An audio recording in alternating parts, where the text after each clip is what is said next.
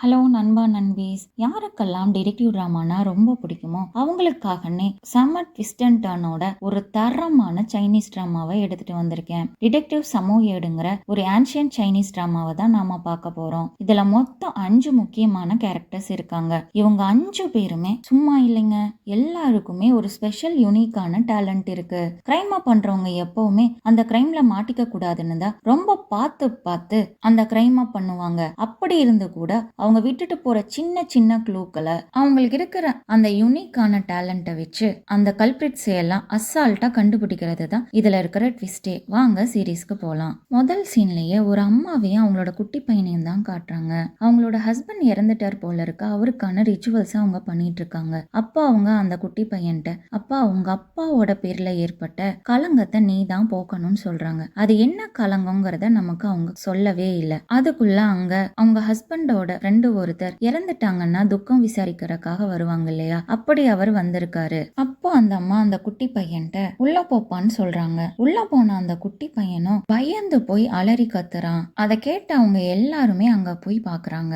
அங்க போய் பார்த்தா அங்க புதைக்கப்பட்ட அவங்களோட ஹஸ்பண்டோட டெட் பாடி அவங்க வீட்டோட நடு ஹால்ல குத்துக்கல்லு மாதிரி உட்கார்ந்துட்டு இருக்கு. இப்படி ஒரு சஸ்பென்ஸோட இங்க கட் பண்றாங்க. நைட்டு நேரம் சோன்னு மழை பெஞ்சிட்டு இருக்கு. அப்போ 2 பேரு குதிரையில அவசர அவசரமா யாரையோ பாக்குறதுக்காக போயிட்டு இருக்காங்க. அங்க போய் மினிஸ்டர் தாய பார்க்கணும்னு அங்க இருக்கிற காட்ஸ் கிட்ட கேக்குறாங்க. அதுக்கு அவங்க, எப்பா நீங்க நினைச்ச நேரத்துக்கெல்லாம் மினிஸ்டர் தாய பார்க்க முடியாது, போய் ப்ராப்பரா அப்பாயின்மெண்ட் வாங்கிட்டு இன்னொரு நாளைக்கு வாங்கன்னு ஓவரா சீனை போடுறாங்க. அதுல ஒருத்தன் இவங்க கிட்ட பேசி பிரயோஜனம் இல்லைன்னு உள்ள மாசா போறான். அதை பார்த்த அங்க இருக்கிற எல்லா காட்ஸுமே அவங்கள அட்டாக் பண்ண ட்ரை பண்றாங்க. மீதி இருக்கிற ஒருத்தனே அங்க இருக்கிற அத்தனை பேரையும் ஒரே ஆளா சமாளிக்கிறாங்க. இப்படி மாசா உள்ள என்ட்ரி கொடுத்தான் இல்லையா, அவன் தான் நம்ம சீரீஸோட hero, one of the hero லீசி. அவனை நாம லீனே வச்சுக்கலாம். மினிஸ்டர் தான் அந்த நாட்டோட இம்பார்ட்டன்டான மினிஸ்டர்ல ஒருத்தர். அந்த நாட்டோட ராஜாவே இவர்கிட்ட டிஸ்கஸ் பண்ணாம எந்த ஒரு டிசிஷனையும் எடுக்க மாட்டாரு. அந்த அளவுக்கு அவர் ஒரு பவர்ஃபுல்லான பர்சன். மினிஸ்டர் தான் லீயோட வெல்விஷர். இவர் தான் லீய சின்ன வயசுலயே இவன் ஊருக்குள்ள வம்பு வளர்த்துட்டு சுத்துறான்னு சொல்லி பியான்சுக்கு அனுப்பி வச்சாரு. லீயும் அவர் எக்ஸ்பெக்ட் பண்ண மாதிரியே திருந்தி இப்போ ஒரு நல்ல ஆபீசரா இருக்கான். லீ சின்ன வயசுல பியான்சுக்கு போனவன் இப்பதான் ரொம்ப நாளைக்கு அப்புறம் கேபிட்டலுக்கு மினிஸ்டர் தாய் இந்த டெட் பாடி கேஸை இன்வெஸ்டிகேட் பண்றதுக்காக வர வச்சிருக்காரு. லீ மினிஸ்டர் தாய் கிட்ட, இந்த கேஸை இன்வெஸ்டிகேட் பண்றதுக்கு இங்க ஏகப்பட்ட டிபார்ட்மெண்ட்ஸ் இருக்காங்க, அது மட்டும் இல்லாம என்னை விட எக்ஸ்பீரியன்ஸான பெரிய பெரிய தலைகள்லாம் இருக்காங்க, அவங்களெல்லாம் விட்டுட்டு என்ன எதுக்காக இந்த கேஸ் இன்வெஸ்டிகேட் பண்றதுக்காக இவ்வளவு தூரம் வர வச்சிருக்கீங்கன்னு கேக்குறான். அவரும், நீ கேக்குறது நியாயமான கேள்விதான்ப்பா. இப்ப திரும்பி வந்தது இல்லையா டெட் பாடி, அது ஒரு டெட் பாடி, மொத்தம் 5 டெட் பாடிஸ். அவங்க 5 பேருமே நம்ம ஆர்மில இருக்கிற சோல்ஜர்ஸ். அவங்க நம்ம நாட்டுக்கு எதிரா ஏதோ துரோகத்தை செஞ்சாங்கன்னு உயிரோட புதைச்சு கொண்டு இருக்காங்க. அப்படி புதைக்கப்பட்டவங்க எப்படி திரும்பி வந்தாங்கன்னே தெரியலப்பா. உனக்கு தான் ஆர்மியை பத்தி தெரியுமே, ஆர்மி எவ்வளவு பவர்ஃபுல்லான டிபார்ட்மெண்ட். அது இன்வால்வ் ஆயிருக்கிறனால மத்த டிபார்ட்மெண்ட்ஸை சேர்ந்தவங்க எல்லாம் பயந்து ஒதுங்கிட்டாங்க. அதுக்காக நீங்க சொல்றதெல்லாம் சரிதான், ஆனா இவ்வளவு சென்சிட்டிவான கேஸ இன்வெஸ்டிகேட் பண்றதுக்குன்னு எனக்குன்னு ஹெல்ப் பண்ண ஒரே ஒரு ஆள் மட்டும்தான் இருக்கான். அப்படி இருக்கும்போது நான் எப்படி இதை இன்வெஸ்டிகேட் பண்றதுன்னு கேக்குறான். அதுக்கு அவரு ஒரு லிஸ்ட கையில கொடுத்து, எதுக்கும் கவலைப்படாதப்பா, இதுல இருக்கிறவங்க உனக்கு கண்டிப்பா ஹெல்ப் பண்ணுவாங்கன்னு சொல்லி அனுப்பிடுறாரு. அடுத்த சீன்ல ஒரு அழகான பொண்ணை காட்டுறாங்க. அவளோட பேரு சக்குவான் ஜிசு. அவளை நாம கூப்பிடுறதுக்கு ஈஸியா இருக்கும்னு ஜிசுன்னு சொல்லிக்கலாம். அவ அந்த நாட்டோட ஒரு மினிஸ்டரோட பொண்ணு. சின்ன வயசுல இருந்தே ரொம்ப நல்லா படிக்கிறவ. இவ எதை படிச்சாலும் ஃபுல் ஸ்டாப் கமா கூட மறக்காத அளவுக்கு போட்டோகிராபிக் மெமரி அவளுக்கு இருக்கு. அவங்க அப்பா ஒரு மினிஸ்டர்ங்கிறனால அவளால எல்லா ஃபைல்ஸுமே ஆக்சஸ் பண்ண முடியும். அதனால எல்லா கிரிமினல் ரெக்கார்ட்ஸும் அவளுக்கு ஃபிங்கர் டிப்ல இருக்கு. அவளை கிட்டத்தட்ட ஒரு ஹியூமன் டேட்டா சென்டர்னே நாம சொல்லலாம். இதனாலதான் போல இருக்கு மினிஸ்டர் தாய் அவளை லிஸ்ட்ல ஃபர்ஸ்ட் ஆளா வச்சிருக்காரு. அடுத்தது அன்எக்ஸ்பெக்டடா ஒரு கறிக்கடைக்கார பொண்ணை காட்டுறாங்க. இவ பாக்குறதுக்கு கியூட்டா இருக்கிறனால இவ பேரை கியூட்டின்னு வச்சுக்கலாம். அவ ஆட்டுக்கறிய கூட ஒரு டாக்டர் எப்படி சர்ஜரி பண்ணுவாரோ அது மாதிரி கட் பண்ணி கொடுத்துட்டு இருக்கா. இவளோட ஹிஸ்டரிய பத்தி சொல்லணும்னா, இவளோட குடும்பத்துல 9 தலைமுறையா ஃபாரன்சிக் டாக்டர்ஸா இருந்திருக்காங்க. இவங்க அப்பா பழைய ராஜாவுக்கு சப்போர்ட்டரா இருந்தனால இப்ப இருக்கிற ராஜா இவங்க ஃபேமிலியா ஃபாரன்சிக் டாக்டர்ஸா பிராக்டிஸ் பண்றதுக்கு பேன் பண்ணிருக்காரு. அதனால வேற வழி இல்லாம வயிற்று பொழப்புக்காக இப்போதைக்கு கறிக்கடை நடத்திட்டு வர்றாங்க. இவளோட திறமையெல்லாம் பார்த்து வியந்த லீ அவகிட்ட, மினிஸ்டர் தாய் உன்னை இந்த மாதிரி லிஸ்ட்ல 2வது ஆளா ஃபாரன்சிக் டாக்டரா செலக்ட் பண்ணிருக்காருங்கிற விஷயத்த சொல்றான். அங்க வந்த லீயோட அசிஸ்டன்ட் லீ கிட்ட அந்த லிஸ்ட்ல இருக்கிற கடைசி ஆளு பக்கத்துல இருக்கிற ஹோட்டல்ல தான் ஸ்டே பண்ணிருக்கான், போய் பார்க்கலாம்னு சொல்றான். அங்க போனா அந்த ஹோட்டலோட ஓனர், அவளோட பேர் சினியாங். அவ ஒருத்தனை மாடியில இருந்து கைத்துல ஒருத்தனை கீழே தொங்க விட்டு பனிஷ்மெண்ட் கொடுத்துட்டு இருக்கா. சினியாங் அவங்கிட்ட, ஏய் நீ ஒழுங்கா ரெண்ட் கொடுக்கறது இல்லன்னு சொல்லிதான் போனா போகட்டுமேனு உனக்கு சர்வரா இங்க வேலை போட்டு கொடுத்தேன். ஆனா நீ கஸ்டமர் டோஃபுவையும் மீனையும் ஆர்டர் பண்ணா டோஃபு மட்டும் தான் கஸ்டமர் பிளேட்டுக்கு போகுது, மீன் எங்க போகுதுன்னே தெரியல, நீ என்னடா பண்றன்னு கேக்குறா. அதுக்கு அவன், வயிறு பசிக்குதேன்னு கொஞ்சமா சாப்பிட்டேன், அது ஒரு குத்தமான்னு கேக்குறான். அதுக்கு அவ, ஏண்டா கொஞ்சமா வாடா சாப்பிட்ட, மீன் முள்ளு கூட வைக்காம முழுசா சாப்பிட்டுருக்க, கீழ இருந்து மேல வெறும் 30 படிதாண்டா இருக்கு, அதுக்குள்ள எப்படிடா ஒரு முழு மீனையும் முள்ள கூட விடாம சாப்பிட்டுருக்க அப்படின்னு கேக்குறா. அதுக்கு அவன், கஸ்டமர் எல்லாம் நமக்கு தெய்வம் மாதிரி, அந்த தெய்வத்துக்கு தொண்டையில முள்ளு குத்திரக்கூடாதுங்கிற ஒரு நல்ல எண்ணத்துலதான் முள்ள கூட விடாம சாப்பிட்டேன்னு சொல்றான். அதை கேட்டு கடுப்பான சினியாங் அப்படியே கைத்த விட்டுறா. அப்போ பாவம் பார்த்து நம்ம லீ தாங்க அவனை காப்பாத்துறான். அவன் வேற யாரும் இல்ல, நம்ம சீரீஸோட இன்னொரு ஹீரோ சமோ டியோலோ. இவனை சொல்றதுக்கு ஈஸியா இருக்கும்னு சமோன்னே சொல்லிக்கலாம். ஆமாங்க, இதுல மொத்தம் 2 ஹீரோஸ் இருக்காங்க. தேடி வந்தவங்கள உபசரிக்கிறது பண்பாடு இல்லையா? அப்போ சமோ ஜிசு கிட்ட, டீ ரொம்ப சூடா இருக்கு, கொஞ்சம் பார்த்து குடிங்க ஷகுவான்னு சொல்றான். அதை கேட்ட ஜிசு, ஏய் நாங்க யாருமே உங்ககிட்ட எங்களை இன்ட்ரடியூஸ் பண்ணிக்கலையே, என்னோட சர்நேம் சகுவான் உனக்கு எப்படி தெரிஞ்சதுன்னு கேக்குறா. அதுக்கு சமோ, நீங்க போட்டிருக்கிறது ரொம்ப காஸ்ட்லியான ட்ரெஸ், இத நம்ம ஊர்லயே 2-3 ஃபேமிலியால மட்டும்தான் அஃபோர்ட் பண்ண முடியும், மத்த ஃபேமிலியில இருக்கிற பொண்ணுகளுக்கு எல்லாம் மேரேஜ் ஆயிடுச்சு, மேரேஜ் ஆகாம இருக்கிறது ஷகுவான் ஃபேமிலியை சேர்ந்த ஜிசுக்கு மட்டும்தான் அப்படின்னு இப்ப ஃபுல் பேரையும் ரொம்ப கரெக்டா சொல்றான். இது ஆச்சரியக்குடியோட ஜிசு பார்க்க பக்கத்துல இருந்த லீயோட அசிஸ்டன்ட் ஒரு ஃப்ளூக்ல சொன்ன அது கரெக்ட் ஆயிடுச்சு அப்படிதானேன்னு கேக்குறான். அதுக்கு சமோ, எப்படி வேணாலும் வச்சுக்கோங்க ஹுவாங்னு சொல்றான். அதை கேட்ட அவன், என்னோட சர்நேமும் ஹுவாங்னு உனக்கு எப்படிடா தெரிஞ்சதுன்னு கேக்குறான். அதுக்கு அவன், கொஞ்ச நாளைக்கு முன்னாடி தான் ஹுவாங் ஃபேமிலியை சேர்ந்த நிறைய பேர் இங்க வந்து ஸ்டே பண்ணியிருந்தாங்க, அவங்களோட ஹேர் பின்ல எல்லாம் ஹுவாங்னு கார்விங் பண்ணி இருந்தது, அதை வச்சுதான் நீ ஹுவாங்னு சொன்னேன்னு சொல்றான். அப்போ ஜிசு ஹுவாங்கோட மண்டையில இருந்த கொண்டைய ஒரு மாதிரியா பாக்குறா. அவன் கொண்டைய தொட்டு பார்த்தா அதுல ஹேர் பின்க்கு பதுவா ஒரு சாப்ஸ்டிக்ஸ் தான் இருக்கு. அப்போ சமோவே அவங்கிட்ட ஹேர் பின்னை கொடுத்து, உங்களோட ஹேர் பின் ரொம்ப அழகா இருந்ததுன்னு நான் கொஞ்சம் எடுத்து வச்சுக்கிட்டேன்னு பாவம் போல குடுக்குறான். டேய் நீ எடுக்கலடா, திருடி இருக்கடா, அதுவும் எனக்கே தெரியாம எப்படிடா எடுத்த அப்படிங்கிற மாதிரி ஹுவாங் வாயடைச்சு போயிட்டான். அப்புறம் கியூட்டியும் அவ பங்குக்கு என்ன பத்தியும் கொஞ்சம் சொல்லன்னு கேக்குறா. அப்போ சமோ அவளோட ஊரு பேரு ஜாதகம் அத்தனையும் புட்டு புட்டு வைக்கிறான். இதையெல்லாம் பார்த்தல்லி சமோ கிட்ட, பேசாம டிடெக்டிவா டெட் பாடி கேஸ என்கொயரி பண்றதுக்கு என் டீம்ல சேர்ந்துக்கிறியான்னு கேக்குறான். அதுக்கு சமோ, இந்த கேஸ்ல ஆர்மி இன்வால்வ் ஆயிருக்குங்கிறனாலதான் உள்ளூர்ல இருக்கிற பெரிய பெரிய ஆளுகள்லாம் ஒதுங்கிட்டாங்க, அதனால வேற வழி இல்லாம தானே வெளியூர்ல இருந்து அதுவும் பியான்சூர்ல இருந்து உங்களை இந்த கேஸ்க்கு இங்க இறக்கி இருக்காங்கன்னு கரெக்டா கேக்குறான். ஏன் உயிர் மேல எனக்கு ஆசை இருக்குப்பா, கொஞ்ச நாள் வாழணும்னு ஆசைப்படுறேன், அதனால இதுல எல்லாம் இன்வால்வ் ஆக எனக்கு இன்ட்ரெஸ்ட் இல்லைன்னு சொல்லிடுறான். அதை கேட்டலி, நான் பியான்சூர்ல இருந்து தான் வந்தேன்னு உனக்கு எப்படி கரெக்டா தெரிஞ்சதுன்னு கேக்குறான். அதுக்கு அவன், எல்லாம் உங்க ட்ரெஸ்ஸிங் ஸ்டைல வச்சுதான் பஸ் அப்படின்னு சிம்பிளா முடிச்சுட்டான். இதையெல்லாம் பார்த்து ஆச்சரியமான லீ அவன்கிட்ட, அம்மா இவ்ளோ டேலண்டா இருக்க, அப்சர்வேஷன் அனலிட்டிக்கல் சென்ஸ்னு ஒரு டிடெக்டிவ்கான எல்லா ஸ்கில்ஸும் பக்காவா இருக்கு, ஏற்கனவே நீ வந்து மினிஸ்டர் தாயோட டிபார்ட்மெண்ட்ல டிடெக்டிவா இருந்து அச்சீவும் பண்ணிருக்க, அப்படி இருந்தும் ஏன்டா உன்னை அங்க இருந்து துரத்தி விட்டாங்கன்னு கேக்குறான். அந்த சோக கதையை ஏன் பாஸ் கேக்குறீங்க, ஆர்மி மினிஸ்டர் வீட்ல ராபரி நடந்துருச்சுன்னு அத இன்வெஸ்டிகேட் பண்றதுக்காக ஸ்பாட்டுக்கு போயிருந்தேன் பாஸ், அங்க விதவிதமா கலர் கலரா ஏகப்பட்ட ஸ்வீட்ஸ் ஸ்நாக்ஸ்னு இப்படி அடுக்கி வச்சிருந்தாங்க பாஸ், அந்த அழகுல மயங்கினா ஒரே ஒரு பிஸ்கட்டை எடுத்து வாயில போட்டேன் பாஸ், அதுக்கு என்ன அசிங்கப்படுத்தி அவமானப்படுத்தி வெளியே துரத்திட்டாங்க பாஸ்ன்னு சொல்றான். ஏன்பா ஒரு பிஸ்கெட் சாப்பிட்டதுக்கா இதெல்லாம் பண்ணாங்கன்னு லீ தெரியாம கேட்க, எனக்கு என்ன பாஸ் தெரியும், அது நம்ம நாட்டோட ராஜா அந்த ஆர்மி மினிஸ்டருக்கு கிஃப்டா கொடுத்ததுன்னு, தெரியாம சாப்பிட்டதுக்கு என்ன அடி அடிச்சாங்க பாஸ், அதை என்னால மறக்கவே முடியலன்னு அவன் சோகமா சொல்ல, அதை கேட்ட இவங்க எல்லாத்துக்கும் சிரிப்பு தாங்க முடியல. அதை பார்த்த சமோ, உங்களுக்கெல்லாம் சிரிப்பா இருக்கா, பேருதான் டிடெக்டிவ் வேலை, அவங்க குடுக்கற சம்பளம் வயிற்றுக்கு கூட பத்தல, அப்போலி அப்படின்னா உனக்கு ஒரு பெரிய அமௌண்ட் தரேன், எங்க கூட சேர்ந்து இப்பவாவது வேலை பாப்பியான்னு கேக்குறான். இதை கேட்ட சமோ டாமால்னு ஒத்துக்கிறான். அப்படிதாங்க ஒரு திறமையான ஐவர் கொண்ட குழு இன்வெஸ்டிகேஷனுக்கு ஃபார்ம் ஆகுது. அடுத்தது இன்வெஸ்டிகேட் பண்றதுக்கு பண்றதுக்காக ஸ்பாட்டுக்கு போறாங்க. அங்க கியூட்டி டெட் பாடியை செக் பண்ணி பார்த்துட்டு லீட்ட ஒண்ணு உயிரோட இருந்தா மூச்சு இருக்கணும், இதயம் துடிக்கணும், செத்துடுச்சுன்னா அழுக ஆரம்பிக்கணும், இப்படி ரெண்டும் இல்லாம எனக்கு குழப்பமா இருக்குன்னு சொல்றா. கேட்டலி பேசாம அட்டாப்சி வேணா பண்ணி பார்க்கலாமான்னு கேக்குறான். அதுக்கு கியூட்டி உயிரோடவும் இல்லாம செத்தும் போகாம இருக்கிற இந்த 2 கேட்டான அட்டாப்சி பண்றதுக்கு எனக்கு பயமா இருக்குதுப்பா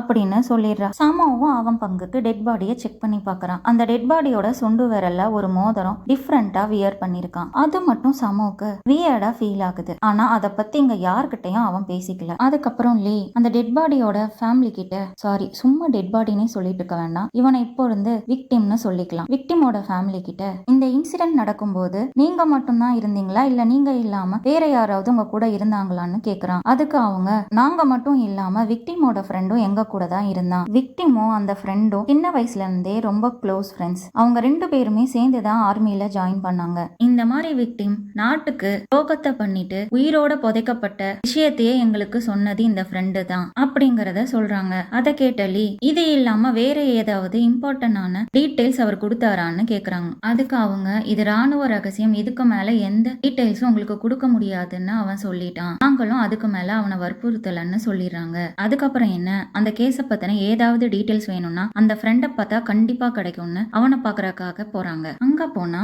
அந்த விக்டிமோட ஃப்ரெண்டு டெட் பாடி திரும்பி வந்த இன்சிடென்ட்டை பார்த்துட்டு வந்தான் இல்லையா, அதை பார்த்த 2 நாள்லயே பயத்திலேயே இறந்துட்டான். அவனுக்கான லாஸ்ட் ரிச்சுவல்ஸ் தான் அங்க நடந்துட்டு இருக்கு. அதையெல்லாம் பார்த்த லீ விக்டிமோட ஃப்ரெண்டோட வைஃப்ட உங்க ஹஸ்பண்ட் இறந்ததுல எனக்கு நிறைய சந்தேகம் இருக்கு, அதனால அவரோட பாடிய அட்டாப்சி பண்ணி பாத்துக்கிறோம்னு கேக்குறான். அதுக்கு அந்த அம்மா என் ஹஸ்பண்ட் இயற்கையா தாங்க இறந்திருக்காரு, ஏதோ அவரோட ஃப்ரெண்டோட டெட் பாடிய பார்த்ததுதான், அந்த அதிர்ச்சியில இயற்கையா தாங்க இறந்திருக்காரு, அவரோட உடம்ப கூறு கூறா போட எனக்கு இஷ்டம் இல்லைன்னு சொல்லிடுறாங்க. இதையெல்லாம் பார்த்துட்டு இவங்க சும்மா போவாங்களா? இவங்க கிட்டதான் திருடனுக்கெல்லாம் திருடன் சமோதான் இருக்கானே, அவன் அவங்க ஃபேமிலிக்கே தெரியாம விக்டிமோட ஃப்ரெண்டு பாடிய ஆலயக்க அங்கிருந்து எடுத்துட்டு வந்துடுறான். உருப்படியான எந்த இன்ஃபர்மேஷனும் கிடைக்காதனால லீ ஜிசு கிட்ட போய் இந்த டெட் பாடி ரிலேட்டடா ஏதாவது டேட்டாஸ் நம்ம கிட்ட இருக்கான்னு கொஞ்சம் செக் பண்ணி பாருன்னு சொல்றான். அதுக்கு அவளும் அவளோட மண்டையெல்லாம் கசக்கி விழிஞ்சு பார்த்துட்டு இந்த மாதிரி ஒரு கேஸ் கூட நம்ம கிட்ட ரெஜிஸ்டர் ஆகல, வேணும்னா ஒண்ணு பண்ணலாம், இந்த சோல்ஜர்ஸ் எல்லாம் ஆர்மி டிபார்ட்மெண்ட்ல தானே இருக்காங்க,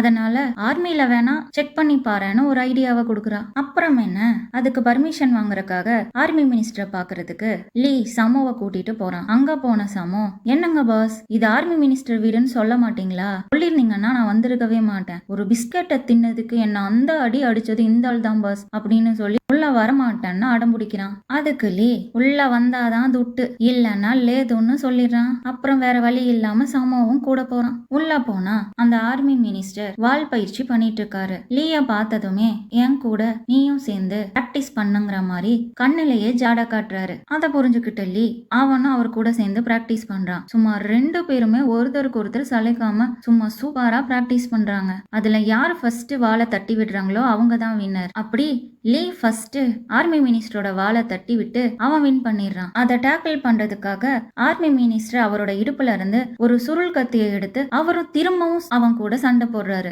அப்பவும் லீ தான் வின் பண்றான். அதுக்கப்புறம் தான் அவர் விடுறாரு. அப்புறம் லீயே அவர்கிட்ட சார் இந்த மாதிரி டெட் பாடி கேஸை இன்வெஸ்டிகேட் பண்றதுக்கு அது சம்பந்தப்பட்ட ஃபைல்ஸ் எல்லாம் எனக்கு வேணும்னு கேக்குறான். அதை கேட்ட அவரு நீ என் கூட பிராக்டிஸ் பண்ண பத்தியா, அதுக்காகனே உனக்கு அந்த பர்மிஷனை கொடுக்குறேன்னு சொல்லிடுறாரு. அதுக்கப்புறம் அந்த விக்டிமோட ஃப்ரெண்டோட சாவுக்கான காரணம் யாரோ அவனை சாஃப்டான தின்னான பிளேடான சுருள் கத்தியால குத்தி கொலை பண்ணிருக்காங்கன்னு தெரிய வருது. இதையெல்லாம் கேட்டலி சும்மா இருப்பானா? ஆவேசமா நேரா அந்த ஆர்மி மினிஸ்டர் கிட்டயே இதுக்கு நீங்க சரியான எக்ஸ்பிளனேஷன் கொடுக்கணும்னு கேக்குறான். அப்ப அவர் ஸ்டீம் பாத் எடுத்துட்டு இருக்காரு. ஏன்பா இப்படிதான் ஒரு மினிஸ்டருங்கிற மரியாதை கூட வாப்பா இல்ல, ஸ்டீம் பாத் எடுக்கிற இடத்துக்கே வருவ, சுருள் கத்தியால யாரெல்லாம் கொல்லப்படுறாங்களோ அதுக்கெல்லாம் நான் தான் காரணமா, ஊருக்குள்ள என்ன தவிர வேற யாருமே சுருள் கத்தியை யூஸ் பண்றது இல்லையா, இதுல இருந்தே உனக்கு தெரியலையா என்ன யாரோ ஃப்ரேம் பண்றதுக்காக தான் இப்படியெல்லாம் பண்ணிட்டு இருக்காங்கன்னு அப்படின்னு அவரும் லாஜிக்கா கேக்குறாரு. அப்போ என்ன நடந்ததோ உண்மையே சொன்னீங்கன்னா என்னாலையும் ஏதாவது பண்ண முடியும்னு லீ கேக்குறான். அதை கேட்ட அவரு நாங்க எல்லாருமே நம்ம நாட்டை காப்பாத்துறதுக்காக பார்டர்ல டென்ட் போட்டு ஸ்டே பண்ணியிருந்தோம்ப்பா. அப்போ பர்ஷியால இருந்து ஒரு மிகப்பெரிய கூட்டம் பிசினஸ் பண்றதுக்காக எங்கிட்ட வந்து பர்மிஷன் கேட்டாங்க. நானும் அவங்களுக்கு பர்மிஷன் கொடுத்துட்டேன். அவங்க போன கொஞ்ச நேரத்திலேயே தண்ணி குடிக்க போன எல்லா குதிரையுமே செத்துருச்சு. அப்பதான் தெரிஞ்சது அதுக குடிக்கிற தண்ணியில யாரோ விஷத்தை கலந்துருக்காங்கன்னு. அதனால அந்த பர்ஷியன்ஸ் மேல சந்தேகப்பட்டு இந்த 5 சோல்ஜர்ஸையும் அவங்கள இன்வெஸ்டிகேட் பண்றதுக்காக நான் அனுப்பி வச்சேன். இந்த 5 சோல்ஜர்ஸுமே அவங்க கிட்ட லஞ்சம் வாங்கிட்டு திரும்பவும் அவங்கள உள்ள அனுப்புனதை கேள்விப்பட்டேன். இந்த பர்ஷியன்ஸ் டீம் நம்ம நாட்டுக்குள்ள போனாங்கன்னா இதே மாதிரி எல்லா தண்ணியிலையும் விஷத்தை கலந்துக்கிட்டாங்கன்னா நம்ம நாட்டு மக்கள் எல்லாம் தேவையில்லாம செத்து போவாங்க. இது நம்ம நாட்டுக்கே மிகப்பெரிய அழிவை ஏற்படும்னு நானே அங்க இருந்த அத்தனை பேரையுமே ஒண்ணு குவிச்சிட்டேன்ப்பா. இந்த 5 சோல்ஜர்ஸும் நம்ம நாட்டுக்கு துரோகத்தை பண்ணனால இவங்களுக்கும் உயிரோட புதைச்சு கொன்னுட்டேன். இதுதான் நடந்தது அப்படின்னு சொல்றாரு. இத கேட்ட லீ ஒண்ணுமே பேச முடியாம திரும்பி வந்துடுறான். வர்ற வழியில சமோ ஆன்டிக்யூ ப்ராடக்ட ரொம்ப ஜாலியா சேல் பண்ணிட்டு இருக்கான். அதை பார்த்த ஹுவாங் அவன்கிட்ட, ஏன்பா எவ்வளவு சென்சிட்டிவான கேஸ நாம இன்வெஸ்டிகேட் பண்ணிட்டு இருக்கோம், அதையெல்லாம் விட்டுட்டு இப்படியா ஜாலியா ஆன்டிக்யூ ப்ராடக்ட சேல் பண்ணிட்டு இருப்பேன்னு கேக்குறான். அதுக்கு சமோ, எனக்கு திறமை இருக்கு, நான் பண்றேன், உனக்கு என்ன அப்படின்னு கைய ஆட்டி ஆட்டி பேசுறான். அவனோட விரலை பார்த்த லீ, என்ன உன் விரல்ல ரொம்ப காஸ்ட்லியான ரிங் ஒண்ணு இருக்கு, இதை எங்க இருந்து திருடுனன்னு கேக்குறான். அதுக்கு அதை திருட்டுன்னெல்லாம் சொல்லக்கூடாது, ஒரு ஆக்சிடென்ட் எல்லாம் வேணா என் கைக்கு வந்துருச்சுன்னு சொல்லலாம்னு சொல்றான். நீ ஒரு பிஸ்கட்டையே விட மாட்ட, இந்த காஸ்ட்லியான ரிங்கியா விட போறேங்கிற மாதிரி லீ கேக்குறான். அதுக்கு சமோ, எங்க ஹோட்டல்ல ஒரு சஸ்பீஷியஸான பர்ஷியன் கப்பல் இருக்காங்க, அவங்கள பார்த்தா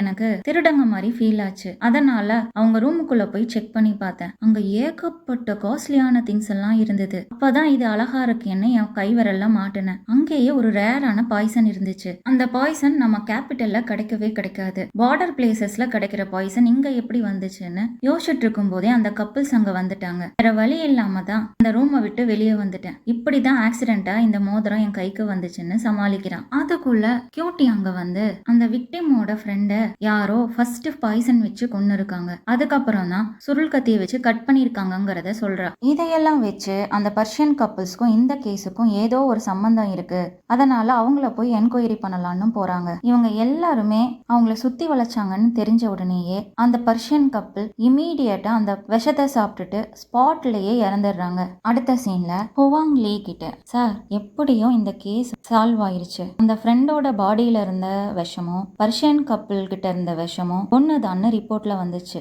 இதனால எப்படியோ கேஸ் சால்வ் ஆயிருச்சு சார் அப்படின்னு சொல்றான். அதுக்கு லீ, இதையே தான் நான் ரிப்போர்ட்டா நம்ம ராஜாவுக்கு நான் அனுப்பி வைக்க போறேன், ஆனாலும் எங்கேயோ நாம கோட்டை விட்ட மாதிரி எனக்கு ஃபீல் ஆகுது, இதுல நிறைய லூப் ஹோல்ஸ் இருக்கு, நாம சரியா இன்வெஸ்டிகேட் பண்ணலையோன்னு எனக்கு ஃபீல் ஆகுது அப்படின்னு சொல்லிட்டு இருக்கும் போதே ஆர்மி மினிஸ்டர் இறந்துட்டாருங்கிற தகவல் வருது. ஃபர்ஸ்டே சந்தேகத்துல இருந்த லீ இப்போ தன்னோட டீமோட ஆர்மி மினிஸ்டர் வீட்டுக்கு ஆஜராயிட்டான். அங்க போயும் அவரோட வைஃப் கிட்ட, மினிஸ்டர் இறந்ததுல எனக்கு சந்தேகமா இருக்கு, அதனால அவரோட பாடியை அட்டாப்சி பண்ணிக்கிறோம்னு கேக்குறான். அதுக்கு அந்த அம்மா, என் ஹஸ்பண்ட் எவ்வளவு இந்த நாட்டுக்காக தியாகம் பண்ணியிருக்காரு, அவரோட உடம்ப கூறு கூறா போடணும்னு கேக்குறீங்களே, எந்த மர்மமும் இல்ல, அவரு நார்மலா தான் இறந்திருக்காருன்னு சொல்றாங்க. பாவம் லீயால ஒண்ணுமே பண்ண முடியல, இது அமைச்சர் வீடாச்சே.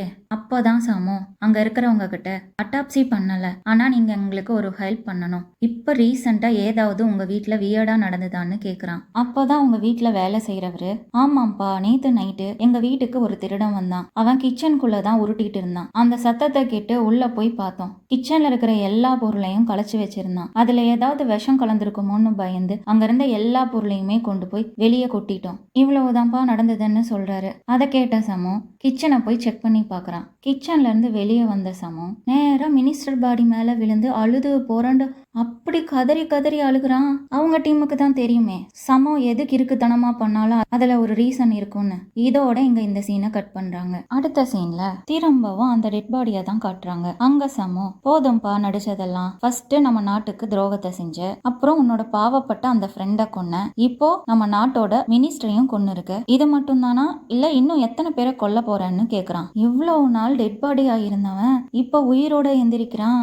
எந்திரிச்சவன் தப்பிச்சு போகாம இவங்க கிட்ட, நான் எவ்வளவு கஷ்டப்பட்டு பிளான் பண்ணி இந்த விஷயத்தையெல்லாம் பண்ணேன், எப்படிடா முட்டா பசங்க நீங்க இதெல்லாம் கண்டுபிடிச்சிங்கன்னு கேக்குறான். அப்போ சாமோ, முதல் நாள் உன்னை செக் பண்ணும் போதே உன்னோட பாடியில ஒரு எதிர்ப்பு தன்மை இருந்தது, அப்பவே நீ உயிரோட தான் இருக்கங்கிறத நான் தெரிஞ்சுக்கிட்டேன், நீ போட்டிருந்த ட்ரெஸ்ஸோட ஃபேப்ரிக் பர்ஷியா நாட்டை சேர்ந்தது, அதே மாதிரி உன்னோட சுண்டு விரல்லையும் ஒரு மோதிரத்தை போட்டிருந்த, அதுவும் பர்ஷியன் ஸ்டைல் தான், அவங்க தான் இந்த மாதிரி சுண்டு விரல்ல மோதிரத்தை போட்டு அதுல விஷத்தை வச்சிருப்பாங்க, இருந்தாலும் உன்னோட மோட்டிவ் என்னன்னு தெரிஞ்சுக்கிறதுக்காக நாங்க இவ்வளவு நாள் பொறுமையா இருந்தோம். அப்புறம் அந்த மோதிரத்துல இருக்கிற விஷத்தை வச்சு ஃபர்ஸ்ட் உன்னோட ஃப்ரெண்ட கொன்ன. அதுக்கப்புறம் ஆர்மி மினிஸ்டரை ஃப்ரேம் பண்றதுக்காக சுருள் கத்தியை யூஸ் பண்ணி அவனை கட் பண்ணிருக்க. அதுக்கப்புறம் ஆர்மி மினிஸ்டரை கொலை பண்றதுக்காக அவர் வீட்டுக்கு போயிருக்கு. ஆனா அவரை கொலை பண்றது அவ்வளவு ஈஸியான வேலை இல்ல. அங்க அந்த அளவுக்கு சேஃப்டி ப்ரிகாஷன்ஸ் நிறைய இருக்கும். அதையெல்லாம் தாண்டி அவரை கொலை செய்யறது முடியாத காரியம்னு உனக்கும் தெரியும். அதனால அங்க இருக்கிற கிச்சனுக்குள்ள நீ நுழைஞ்சு அவங்களை எல்லாத்தையும் டைவர்ட் பண்ணிட்டு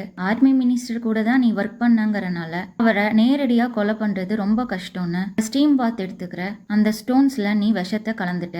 அவரும் அந்த விஷயம் தெரியாம ஸ்டீம் பாத் எடுத்தனால தோல் வழியா அந்த பாய்சன் அவரோட உடம்புக்குள்ள போயிருச்சு. இப்படிதான் அவர் இறந்து போனாரு. அவர் இறந்ததுக்கு அப்புறம் அவரோட பாடியை ஒரு கர்ச்சீஃபை வச்சு தொடச்சு எடுத்தோம். அதை டெஸ்ட் பண்ணி பார்த்தப்போ அதுல விஷம் இருந்தது எங்களுக்கு தெரிஞ்சது. இதுக்குதான் போல இருக்கு அந்த பையபுள்ள அந்த மினிஸ்டர் மேல கதறி கதறி அழுதுருக்கு. எதுக்காக இதையெல்லாம் செஞ்சங்கிற உன்னோட மோட்டிவை மட்டும் சொல்லன்னு கேக்குறாங்க. இதுக்கெல்லாம் காரணம் அந்த ஆர்மி மினிஸ்டர் தான். ஒரு நாள் இந்த பர்ஷியன் டீம் எங்க கிட்ட வந்து பிசினஸ் பண்றதுக்காக பர்மிஷன் கேட்டாங்க. உங்ககிட்ட ஏகப்பட்ட விலை மதிக்க முடியாத பொருட்கள் இருந்தது. இதையெல்லாம் பார்த்த ஆர்மி மினிஸ்டருக்கு கண்ணு உறுத்த ஆரம்பிச்சிருச்சு. குதிரைகள்லாம் செத்து போன உடனே எங்களை இந்த பிசினஸ் டீமை செக் பண்றதுக்காக எங்க 5 பேரை அங்க அனுப்பி வச்சான். அங்க போய் அவங்கள செக் பண்ணி பார்த்தப்போதான் அவங்க கிட்ட எந்த விதமான பாய்சனுமே இல்லைன்னு தெரிஞ்சது. அவங்க எல்லாருமே இன்னசென்ட் பீப்புள்ஸ். இவன் தான் அவங்க கிட்ட இருக்கிற விலை மதிக்க முடியாத பொருட்களை அபகரிக்கிறதுக்காக இவங்களை ஃப்ரேம் பண்றதுக்காக இவனே தான் விஷத்தை வச்சான்னு எங்களுக்கு தெரிய வந்தது. அதை தெரிஞ்சுக்கிட்ட அவன் பின்னாடியே ஒரு பெரிய படைய அனுப்பி பாவி மக்களான அத்தனை பேரையுமே கொன்னு அழிச்சிட்டான். இந்த விஷயம் தெரிஞ்சது எங்க 5 பேருக்கு மட்டும்தான். எங்களையும் அழிச்சிட்டான்னா இத பத்தி யாருக்குமே தெரியாதுன்னு தேச துரோக பட்டத்தை கட்டி உயிரோட எங்களை புதைச்சிட்டான். அதுக்கு என்னோட ஃப்ரெண்டும் உடந்தையா இருந்தான். அதுல எப்படியோ அந்த பர்ஷியன்ஸ் கப்பிள் மட்டும் தப்பிச்சிட்டாங்க. அவங்க ஒட்டு மொத்தமா செத்து போன அத்தனை பேருக்காகவும் ரிவெஞ்ச் எடுக்கிறதுக்காக தான் இது அத்தனையுமே பண்ணன்னு கன்ஃபஸ் பண்றான். அதுக்குள்ளே அந்த மினிஸ்டர் இவ்வளவு அப்பாவி மக்களை படுகொலை பண்ணது ரொம்ப பெரிய தப்பு தான். நீ அத சட்டத்தை வச்சு எதிர்கொண்டு இருக்கலாம். இப்படி நீயே சட்டத்தை கையில எடுத்தது தப்புன்னு சொல்லி அரெஸ்ட் பண்ண ட்ரை பண்றான். அதுக்குள்ள அவன் சமோவை பார்த்து சாதாரண சர்வெண்ட்னு உன்னை நினைச்சேன், நான் உன்னால தாண்டா நான் இப்படி மாட்டிக்கிட்டேன்னு அவனை வாளால குத்த ட்ரை பண்றான். அதுக்குள்ள லீ சமோவை காப்பாத்த நடுவுல போய் அவன் மேல அந்த கத்தி குத்து பட்டுருது. அடுத்த சீன்ல அந்த நாட்டோட ராஜா மினிஸ்டர் தாயிட்ட லீய நான் ரொம்ப சின்ன பையன்னு நினைச்சேன், ஆனா அவன் இந்த சென்சிட்டிவான கேஸ ரொம்ப அழகா ஹேண்டில் பண்ணி குற்றவாளிகளை கரெக்டா கண்டுபிடிச்சு சட்டத்துக்கிட்ட ஒப்படைச்சிருக்கான். அவனோட திறமைய பாராட்டி இனிமேல் அவன் பியான்ஸுக்கு போக வேண்டாம், இந்த கேபிட்டல்லயே இருந்து ரொம்ப முக்கியமான கேஸையெல்லாம் ஹேண்டில் பண்ணட்டும்னு சொல்லிடுறாரு. இப்படி ஒரு ட்விஸ்டோட எபிசோட் 1 முடியுது. ஐ ஹோப் நீங்கள் இந்த எபிசோடை என்ஜாய் பண்ணியிருப்பீங்கன்னு நினைக்கிறேன். இதில் வர்ற அடுத்தடுத்த எபிசோட்ஸை பார்க்குறதுக்கு என்னோட கோச்சி தமிழ் ட்ராமாஸை சப்ஸ்கிரைப் பண்ணிடுங்க, லைக் கமெண்ட் பண்ணுங்கள், மறக்காமல் உங்களோட ஃப்ரெண்ட்ஸுக்கு ஷேர் பண்ணுங்கள். Thank you, bye bye.